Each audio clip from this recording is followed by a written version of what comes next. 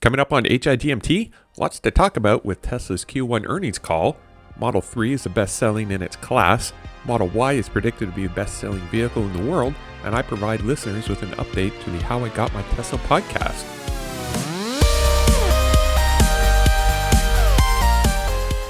Welcome to How I Got My Tesla, the podcast of indeterminate length for Saturday, May 1st, 2021, episode 40 in Ottawa, Ontario. I'm Matt Wilson. Let's start off with a few Tesla things you should know. Tesla hosted their Q1 earnings call this past week, and at first glance, it's continued great news for Tesla on many fronts. First, from the financial perspective, Tesla's revenue for Q1 2021 was just under $10.4 billion compared to the expected $10.3 billion. Revenue from the previous quarter was $10.7 billion, and in terms of earnings per share, Tesla earned 93 cents per share, beating Wall Street expectations of 79 cents per share. So if you actually want more of a detailed breakdown of the Q1 earnings call, you should probably definitely check out Ryan McCaffrey's Ride the Lightning podcast, where he spends a good portion of an hour dissecting all things Tesla. Other items that were discussed during the earnings call include overcoming production issues brought on by the continued COVID-19 pandemic and an overall global supply issue for semiconductors.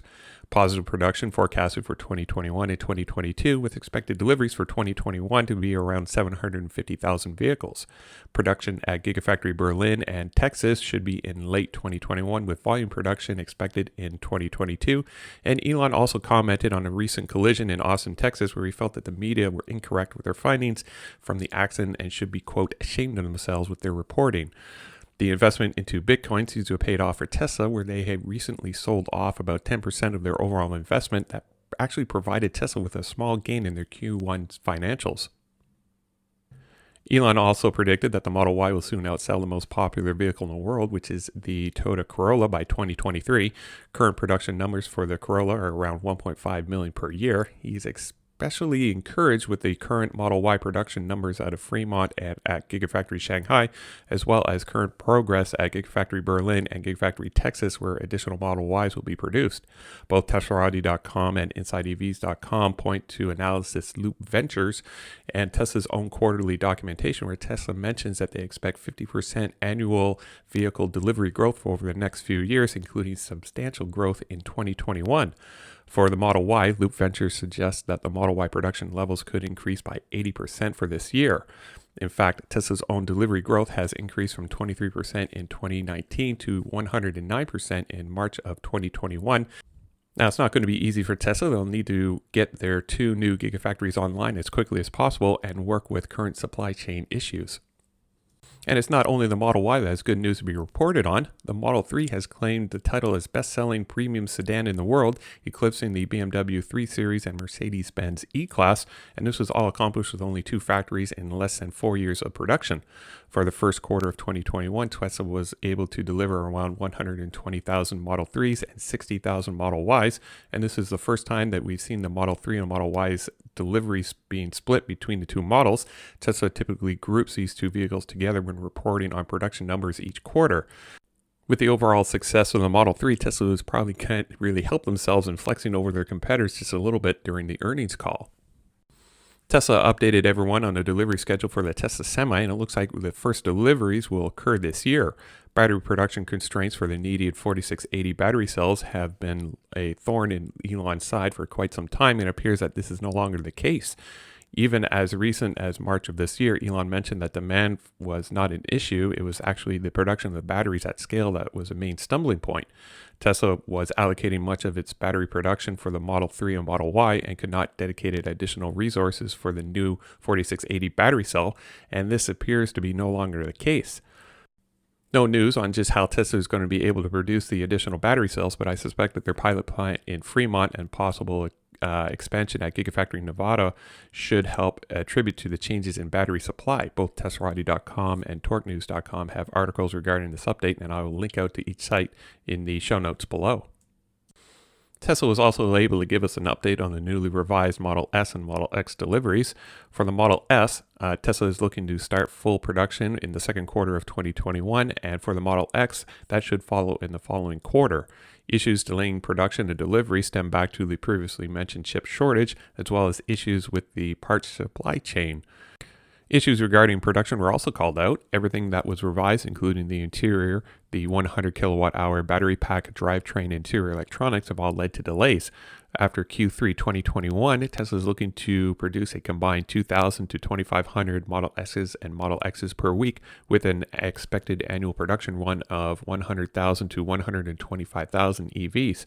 Elon also recently mentioned that the overall cost to produce a Model S and Model X are expected to be actually cheaper than the previous versions.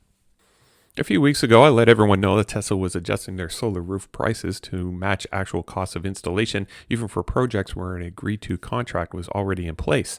Elon further expanded for the reasoning for the change in price in the Q1 earnings call this past week, basically reiterating that the costs for installation were very low and had to be corrected so that Tesla would not take a loss on the solar roof project. Elon also mentioned that the Powerwall will no longer be sold separately and will actually be bundled with every solar roof and solar panel project from here on out. By bundling the Powerwall with the solar roof and solar panel project, Elon feels that this is the best approach to ensure that customers have the most reliable source of electricity at all times during the day. Also, the construction of the entire system would be made much simpler since the main breaker panel for each home would not have to be rebuilt. Energy from the local grid would also be a benefit from the prescribed Powerwall installation. And Electric.co adds to the story, indicating that Tesla is offering free Powerwalls for the affected customers with a price increase for their project. TeslaAudio.com has another story where drone operator Gabe found an area at Fremont that appears to be testing out solar roof tiles in various styles and shapes on a few sample roofs. Gabe also found the refreshed Model S and Model X on the test track, so if you want to check out his latest drone video, I'll link out to the article in the show notes below. Documents recently filed with local officials in China point to Tesla starting construction on yet a new section of Gigafactory Shanghai, this time for the recycling of battery cells and electric motors. Both Electric.co and TeslaAudio.com have stories regarding this news, and this all stems from Tesla's ongoing initiative to reclaim as much material from the construction and operation of their vehicle lineup. Both lithium and cobalt are critical materials that are used with each battery cell, and having the ability to not only produce but recycle these materials is of great importance to Tesla. Other materials such as copper, aluminum, and steel are also targeted for capture and redistribution within Tesla's production lines. With the passing of Earth Day last week, Tesla announced that all 24,000 superchargers across 2,700 locations worldwide will be powered by 100% renewable sources in 2021. Currently, at many locations, Tesla has supplemented the required energy for their chargers by installing solar panels and power walls. Even with these installations, Tesla will still need to draw power from the local grid, so I'm not exactly sure how Tesla is going to be ensuring that the electricity that is being used is derived from renewable resources such as solar, wind, or even hydroelectric power stations. But regardless of how they do it, at least they've made the commitment to the cause, and maybe we'll have more information to talk about sometime before the end of this year. And lastly, we have a small update on Tesla Insurance. In a tweet this past week, Elon Musk mentioned that Tesla Insurance would be available in Florida later this year. Elon also mentioned that since insurance regulations differ from state to state, it's taking quite some time to get through all the regulations. There's still no word on when Tesla Insurance will be available in Canada, and I, for one, cannot wait to sign up once it becomes available. And another week has gone by, and we'll also take a look at what is happening at Gigafactory Texas. And thanks again to Joe Tegmeyer and Jeff Roberts for their daily drone footage. Progress is continuing along the west side of Interstate 130 at the proposed SpaceX Starlink production facility, with general grading and leveling of the area, as well as another mega pad for the proposed building. Back on to Gigafactory Texas, the precast wall panels are being installed along the east side, including the installation of window frames where they are actually required. Progress on the steel work within the 4680 battery cell production area is continuing, as well as the main part of the Gigafactory in the southwest corner of the megapad area. There are lots of HVAC equipment being delivered and stored at the old asphalt plant, and grading of the area for the proposed battery cathode and lithium hydroxide processing facilities continuing. And finally, GeoPure work is not stopped and is continuing in a few locations in the megapad area. So seeing that this is episode 40, I thought I'd let everyone know what's going on in terms of the How I Got My Tesla podcast. There's really not much to report on in terms of getting into a Tesla of some sort. Back in episode 31, I talked a lot about visiting the new Ottawa showroom and test driving a Model Y. And since then, I've taken another test drive on a Model Y, and that's pretty much about it. We're still a 2-vehicle household, and that's supposed to change this month when we return my wife's Ford Escape when her lease is up. There have been some minor changes to the How I Got My Tesla website, with pages dedicated to the progression towards a Tesla of some sort and my Patreon tiers.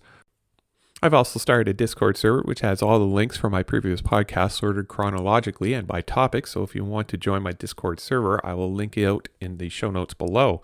And you don't have to be a Patreon supporter to join the server either. It's open to everyone, just as long as you all behave. There is also a channel dedicated to AMA questions, so if you have any questions for me that you like answered in some kind of an AMA format, my Discord server is a great place for you to post that question. I have not actually hosted my promised AMA since no questions have been asked of yet. Well, that should pretty much do it for episode 40. If you find any value in this podcast and you like the work that I do, I invite you to head on over to patreon.com/HowIGotMyTesla. Once there, if you'd like to support me a little bit financially towards a Tesla of some sort, there are 3 tiers available for you to choose from. And if you're looking to purchase a Tesla, you want 1,000 free supercharging miles, you can feel free to use my referral program link in the show notes below, or you can head on over to ts.la/Matthew40942. Currently, Chatty is the only person to make use of that program link, so thanks again to Chatty. Hashtag for this episode, let's try hashtag Q1 2021 earnings, and the overall hashtag for this podcast is hashtag HIGMT. And if you have any feedback for me, you can throw me an email at HowIGotMyTesla@gmail.com. And I need to shout out my Patreons who support me at the V3 supercharging level, so thanks again to my brother Nick for your continued support. As always, you can watch my progress towards a Tesla of some sort by visiting HowIGotMyTesla.com, and you can also follow me on Twitter and Instagram by simply searching for How I Got My Tesla. So thank you for listening. This podcast is produced by Matt Wilson and hosted by Squarespace. Music for this episode is Cascade by Cubby.